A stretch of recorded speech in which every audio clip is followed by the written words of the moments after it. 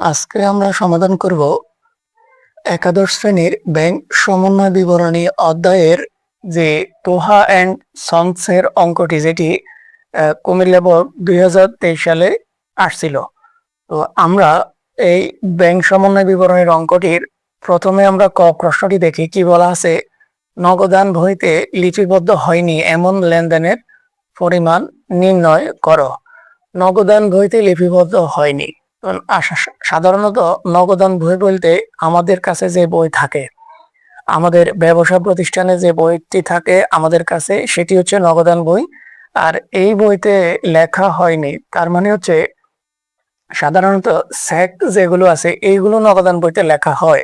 যখন তুমি একটা চেক আদায়ের জন্য দিবা, নিশ্চয়ই আগে নগদান বইতে লিখবা, তারপরে দিবা। অথবা যখন তুমি কাউকে একটা চেক দাও, ইস্যু করো, তখন তুমি কি করো? এই চেকটি নগদান বইতে আগে লিপিবদ্ধ করো, তারপরে তুমি তাকে চেকটা দাও।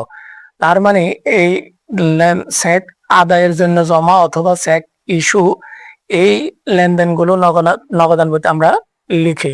তাহলে লিখি না কোনগুলো? যেগুলো আমাদের ব্যাংকে টাকা আসে অথবা আমাদের ব্যাংক থেকে টাকা চলে যায়, সেগুলো লিখি না। তো আমরা দেখি কি লেখা আছে।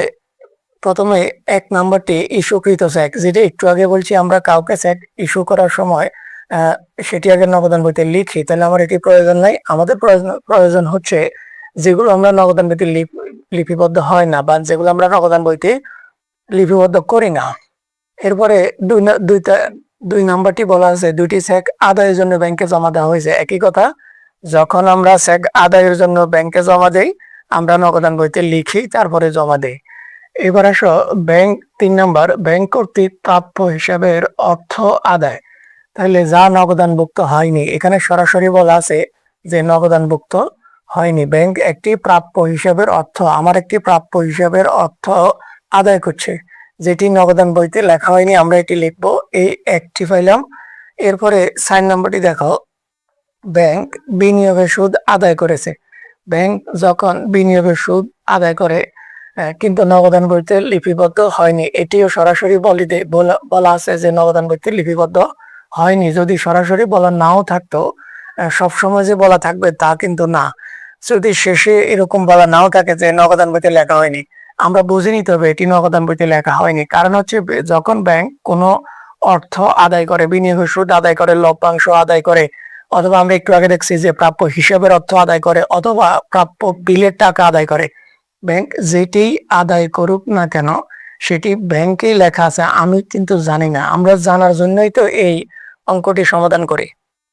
তাহলে অথবা ব্যাংক যদি আমার পক্ষ হইয়া কোনো কিছু পরিশোধ করে, সেটি আমার নগদান বইতে উল্লেখ হয় না। পরবর্তীতে আমরা এই যে সমন্বয় করি, এখন আমরা লিখবো নগদান বইতে, এখন সমন্বয় হবে, এটি মাথায় রাখবা। তাহলে আসো, আমরা দুটি পাইছি, 3 নাম্বার এবং 4 নাম্বার। 5 নাম্বারটি দেখো, ব্যাংক মঞ্জুরিকৃত সুদ। ব্যাংক কি করে? আমাদের সুদ মঞ্জুর করে, সুদ দেয়, তাও কিন্তু আমার অ্যাকাউন্টে টাকাটা বাড়ে, এটি লিখতে হবে। ধার্যকৃত চার্জ নগদানভুক্ত হয়নি, এটি শেষেও বলা আছে নগদানভুক্ত হয়নি।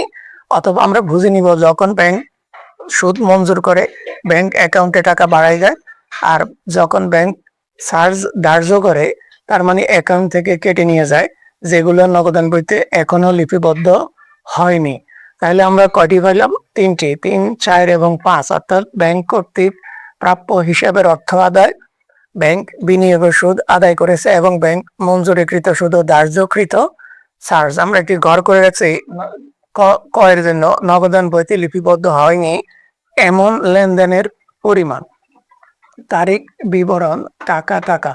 তাহলে আমরা এই 3টি লেনদেন আমরা কতে প্রশ্নে কয়ের ঘরে আমরা দেখাইতেছি। 3টি এন্ট্রি আমরা লিখলাম 3, 5, 3, 4 এবং 5। অর্থাৎ ব্যাংক কর্তৃক প্রাপ্য হিসাবের অর্থ আদায় 6,000 টাকা, ব্যাংক কর্তৃক বিনিয়োগের সুদ 15,000 টাকা।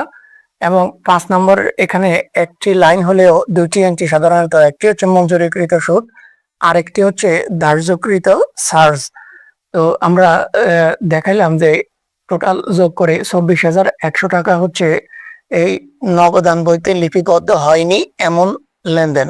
তো পরিশেষে আমি একটি কথাই বলব যে নগদান বইতে লিপিবদ্ধ হয়নি। আমরা যদি এক কথায় বুঝি যে স্যাক ব্যতীত, অর্থাৎ স্যাক আদায় অথবা স্যাক ইস্যু ব্যতীত অন্য লেনদেনগুলোর জন্য যেগুলো ব্যাংকে বাড়লো অথবা ব্যাংক থেকে কমে গেল, ওই লাইনগুলোই আমার হচ্ছে নগদান বইতে লিপিবদ্ধ হয় না সাধারণত।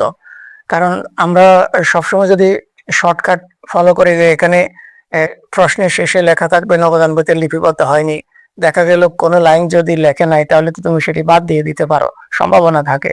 তাই আমি বলবো স্যাক ব্যতীত অন্য যে লেনদেনগুলো দ্বারা ব্যাংকে শুধু বাড়ে না, ব্যাংকে বাড়ে অথবা ব্যাংক থেকে কমে, এই লেনদেনগুলোই হচ্ছে নগদান বইতে লিপিবদ্ধ হয়নি এমন লেনদেন।